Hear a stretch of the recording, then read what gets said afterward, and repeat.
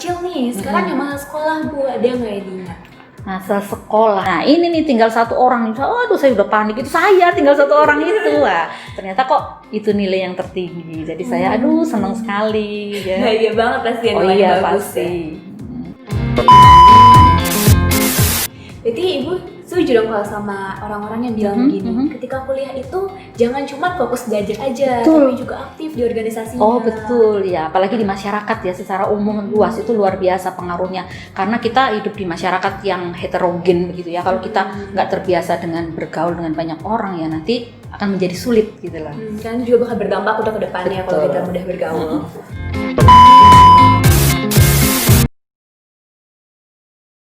Halo BHK listener semua, selamat malam. Gimana nih kabar BHK listener semua? Semoga dalam keadaan sehat-sehat ya.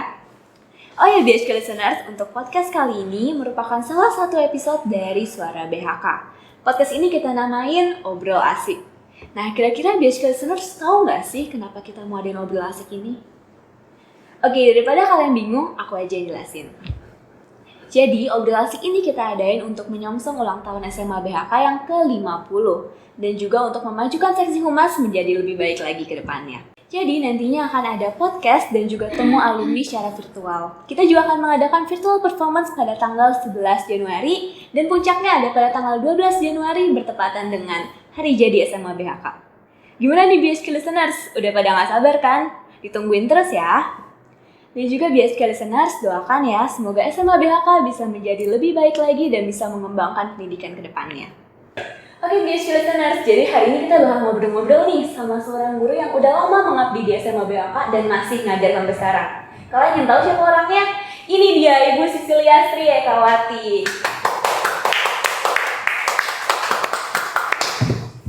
Selamat malam Bu Sisil, terima kasih atas kesediaannya untuk mengisi podcast kita pada hari ini. Oke, selamat malam Vivi. Gimana apa kabar Vi? Baik Bu, Ibu sendiri gimana Bu?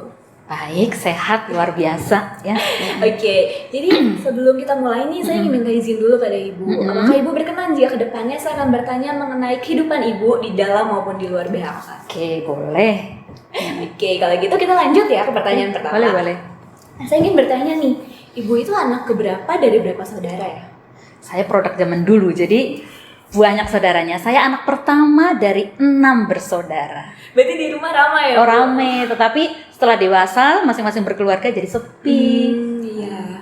Kalau misalnya Ibu tuh gimana perasaannya menjadi seorang kakak dari 6 lainnya gitu? Oh, senang tentunya ya. Apalagi dulu waktu saya kecil itu saya ada pengalaman ya yang tak terlupakan bahwa ketika ayah saya kebetulan waktu kami SD kecil, ayah saya berlangganan 2 majalah tuh Bobo sama Ananda, tetapi dia punya aturan bahwa yang membaca harus dari anak yang pertama. Wow, seneng saya di situ ya. Kita baca dulu baru dikasih ke adiknya betul. Ya. Ibu dulu lahirnya di mana?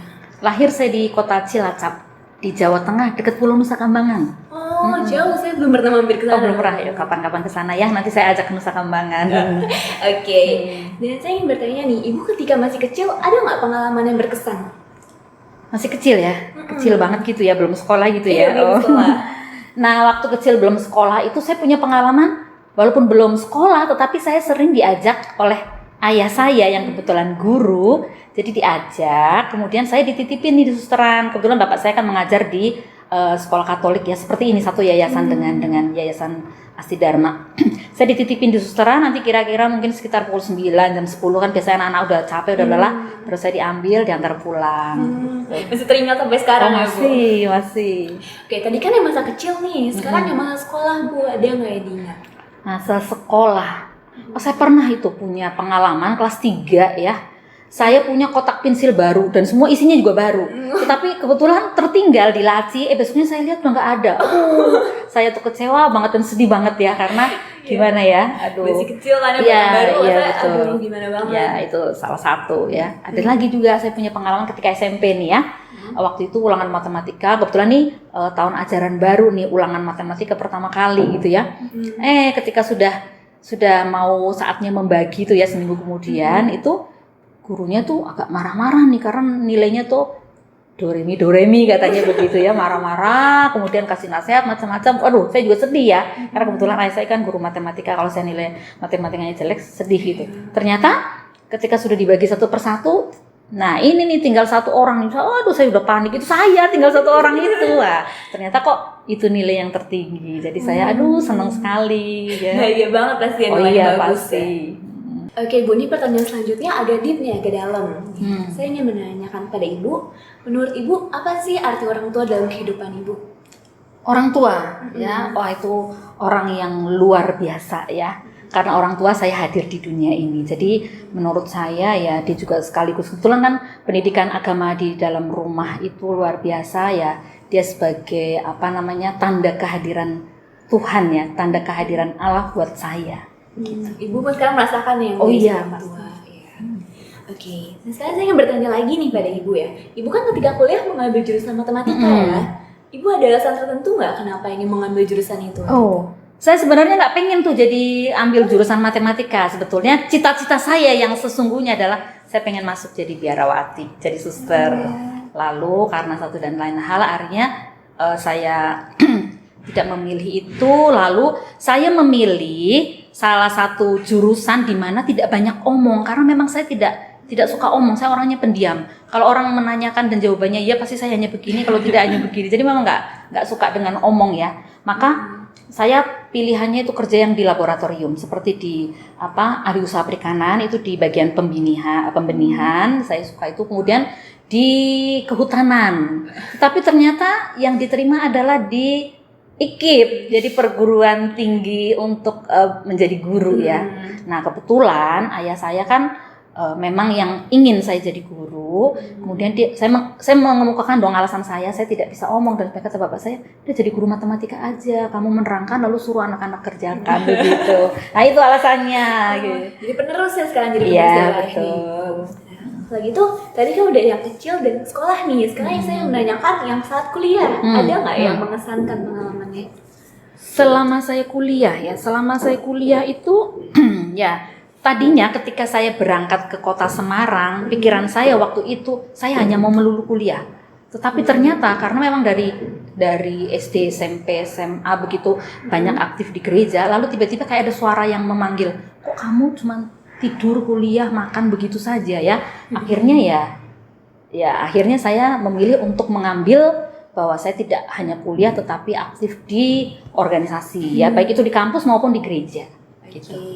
Berarti Ibu setuju dong kalau sama orang-orang yang bilang begini, ketika kuliah itu jangan cuma fokus belajar aja, tapi juga aktif di organisasinya. Oh betul ya, apalagi di masyarakat ya secara umum luas itu luar biasa pengaruhnya. Karena kita hidup di masyarakat yang heterogen begitu ya. Kalau kita nggak terbiasa dengan bergaul dengan banyak orang ya nanti akan menjadi sulit gitu lah. Kan juga bakal berdampak untuk kedepannya kalau kita mudah bergaul.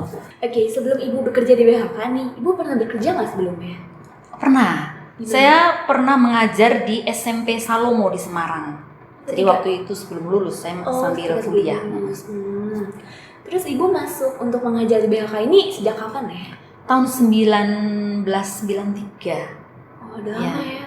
27 tahun. Jadi hampir ya katakan separuh hidup saya, karena begini. Saya sekarang usia 54. Saya mengajar di BHK 27 tahun. Berarti separuh hidup saya memang saya berada di sini di SMA Bunda Hati Kudus. Ibu ada alasan tertentu nggak kenapa memilih untuk mengabdi di BHK? Alasannya ya mungkin waktu itu jadi begini ya. Saya itu bersekolah dari TK, SD, SMP itu di yayasan yang memang dikelola oleh suster-suster Putri Bunda Hati Kudus di Cilacap. Jadi persahabatan dengan para suster itu ada begitu ya. Lalu ketika tahu saya masuk IKIP, nanti ngajar di SMA BHK aja di Jakarta katanya begitu. Nah ketika saya lulus, sebelum lulus ya memang saya memberi surat lamaran kemari, tapi waktu itu tidak membutuhkan guru matematika jadi nggak langsung diterima. Nah akhirnya ya udah, tadi saya mengajar di SMP Salomo, saya lanjutkan terus toh. Lalu kemudian setelah 1 tahun saya mengirimkan surat lamaran itu, ternyata suatu hari ayah saya telepon, kamu pulang sebentar karena Suster Rosalia yang saat itu menjabat kepala sekolah di SMA Bunda Hati Kudus akan datang ke rumah. Waduh, saya pikir untuk apa ya? Saya malah lupa dengan lamaran saya. Ternyata disitulah terjadi ya transaksi, akhirnya saya mengajar di sini. Oke, jadi kan kita ngomong soal kuliah udah nih, kecil udah, sekolah pun udah. Sekarang ketika Ibu bekerja di BHK nih, ada nggak pengalaman menarik yang berkesan buat Ibu? Aduh, Banyak sekali ya pengalaman menarik, banyak pengalaman kecewa juga pasti ada lah namanya orang hidup ya gitu. Terus yang kamu tanyakan? Saya menanyakan yang menarik deh. Oh menarik. Ya persahabatan saya dengan orang-orang muda itu luar biasa. Apalagi ketika saya masuk SMA Bunda Hati Kudus, saya itu membuat satu program yang namanya Geladi Rohani. Jadi dulu ketika mahasiswa, saya kan aktif di Pemuda Katolik. Nah, untuk masuk ke Pemuda Katolik kan ada semacam kaderisasi. Nah, itu akhirnya saya buat di sini untuk bagaimana cara masuk menjadi anggota kelompok rohani, maka ada Geladi Rohani. Disitulah saya mulai artinya saya memang sangat senang ya bergaul dengan orang-orang muda begitu, lalu ya berproses bersama-sama mereka untuk menjadi orang-orang muda yang fight, yang sukses begitu. Itu ya, itu salah satunya ketika awal-awal dulu begitu. Oke, tadi kan Ibu ada mengatakan Ibu sudah mengajar selama 27 tahun nih. Berarti di BHK selama 27 tahun dan di Salomo mungkin beberapa tahun ya. Selama itu Ibu ada merasa nggak menyesal mengambil profesi ini? Profesi guru, tidak menyesal. Memang dulu tidak mau jadi guru, tetapi sekarang menjadi sesuatu yang harus saya syukuri ya. Jadi artinya saya ada banyak waktu untuk anak-anak saya. Kebetulan anak saya juga semua kan sekolah di Bunda Hati Kudus. Jadi artinya di rumah, di sekolah, kebersamaan dengan anak-anak itu selalu ada. Itu yang istilahnya itu kepentingan pribadi. Jadi saya ada selalu bersama mereka begitu. Keluarga penting ya? Oh ya, penting sekali. Tapi juga jangan salah, kebersamaan dengan anak-anak di SMA itu juga tidak mengurangi rasa cinta saya kepada keluarga. Artinya begini, meskipun waktu dulu ya di awal-awal saya mengajar di sini tuh kalau seperti kelompok rohani itu bertemu, mereka itu hari Minggu loh. Jadi meskipun hari Minggu saya tetap mengadakan ekskul kelompok rohani di sekolah, saya bawa anak saya. Jadi ketika saya hamil, saya tetap menginap di sekolah untuk Geladi Rohani. Ketika anak saya bayi, sampai mbaknya juga dibawa. Bahkan pernah suami saya juga saya bawa untuk jagain anak bayi ini supaya saya bisa bersama-sama dengan anak-anak di SMA Bunda Hati Kudus. Oke, menurut Ibu nih, ada nggak ciri khas BHK yang membuat dia beda gitu sama sekolah-sekolah lainnya? Oh, yang membuat beda tentu namanya saja Bunda Hati Kudus. Harapannya mungkin bahwa anak-anak itu didik dengan hati ya. Kemudian Bapak Ibu guru, karyawan itu juga bekerja dengan hati sehingga aura yang nyaman, penuh persaudaraan ya, itu ada di SMA Bunda Hati Kudus. Sehingga orang tua kan mempercayakan anaknya ke SMA Bunda Hati Kudus begitu. Selain misalnya apa sih kelebihan SMA Bunda Hati Kudus, tentu di yang kemari-kemari ya akhirnya belakangan ini tuh ekskulnya yang lumayan banyak dan di situ benar-benar anak itu bereksplor ya, mereka berkegiatan di situ luar biasa. Oke, sekarang kan BHK ini udah hampir mencapai usia 50 tahun ya, sebentar lagi nih. Menurut Ibu kenapa BHK bisa bertahan selama ini dan masih berkembang hingga sekarang? Oke, pertama-tama itu karena Tuhan itu luar biasa baik ya. Jadi sekolah ini adalah sekolah yang melayani atau berpihak pada orang-orang yang lemah mungkin atau miskin, dalam arti mungkin kalau tidak bisa membayar yang mahal ya ke SMA Bunda Hati Kudus begitu ya. Terlepas dari itu karena kemurahan Tuhan, saya melihat ada sesuatu yang care dari para alumni, karena banyak sekali alumni yang menyekolahkan anaknya juga di SMA Bunda Hati Kudus. Itu artinya bahwa ya pendidikan yang dulu dia peroleh dia rasa baik, maka dia tularkan ke anaknya. Dia turun-temurun ya, terus berlanjut. Yeah. Seperti yang Ibu tahu ya, di zaman sekarang ini banyak banget kan perubahan, terutama di bidang digital dan teknologi kan. Menurut Ibu, gimana cara anak-anak muda sekarang agar bisa menghadapi tantangan ini? Oke, baik.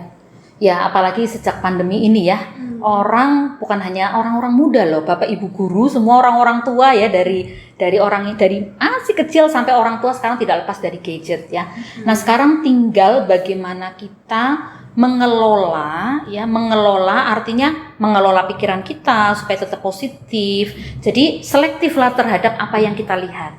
Jadi seperti misalnya orang muda ya manfaatkan untuk pengetahuan yang mungkin tidak bisa diambil atau tidak bisa didapat dari sekolah, ya dia harus explore, cari di internet ya, bukan hanya untuk games dan sebagainya begitu loh. Jadi justru dengan internet itu kita mau dapatkan apa yang kita inginkan itu ada di sana. Kalau anak bijak pasti akan memilih sesuatu yang baik dan berguna. Begitu juga orang tua sama. Kita akan ya itu tadi bijak untuk memilih apa yang kita lihat, apa yang kita tonton ya, seperti itu. Bisa memprioritaskan ya. Betul sekali, betul. Oke, kalau gitu saya ingin lanjut nih untuk pesan-pesan lagi nih, pesan-pesan untuk semua rekan-rekan kerja ibu selama di BHK ini. Apa yang disampaikan? Oke. Tentu pesan-pesan itu bukan hanya untuk rekan tapi untuk diri saya sendiri juga ya. Artinya begini, kita sebagai manusia itu harus selalu berkembang. Jadi belajar itu bukan hanya untuk orang muda tapi orang tua pun juga demikian. Artinya Bapak Ibu guru juga senantiasa harus terus-menerus belajar, mengikuti perkembangan zaman dan diusahakan supaya hari ini lebih baik dari kemarin, hari esok lebih baik dari hari ini, dan ya tetap memprioritaskan profesionalitas kita sebagai guru. Berkembang maju ke depan ya. Oke, sekarang kita udah sampai nih pertanyaan terakhir nih Bu. Oke, ini sekedar pesan aja yang ingin Ibu sampaikan dalam rangka ulang tahun SMA BHK ke-50. Pesan? SMA BHK tetap jaya dan semoga tetap diminati oleh masyarakat yang ada di Jakarta Barat maupun di seluruh Indonesia pada umumnya. Begitu. Oke, terima kasih Bu. Semoga bisa tercapai dalam waktu dekat ya semuanya. Amin. Oke Bu, saya ingin mengucapkan terima kasih atas kesediaan Ibu untuk telah mengisi di sini, dan juga saya doakan semoga Ibu sehat selalu, dilancarkan rezekinya, dan juga bisa membagikan kebahagiaan ya kepada orang-orang di sekeliling Ibu. Amin. Terima kasih Vi. Doa untuk kamu juga ya, dan untuk BHK. Oke. Baik. Bu. Sama-sama. Selamat melanjutkan kegiatannya. Ya, terima kasih.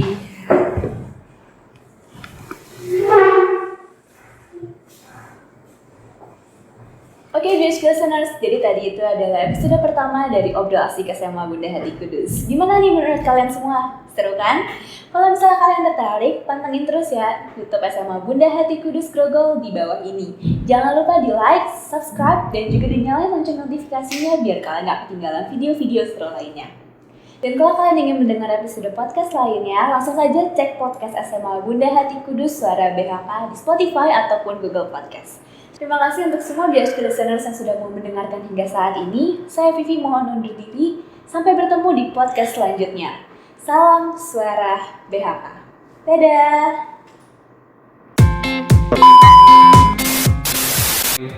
Action. Pada podcast kali ini akan ditemani oleh saya Vivi sebagai host. Jadi nantinya pada acara ini akan belibet. Oke, Kak.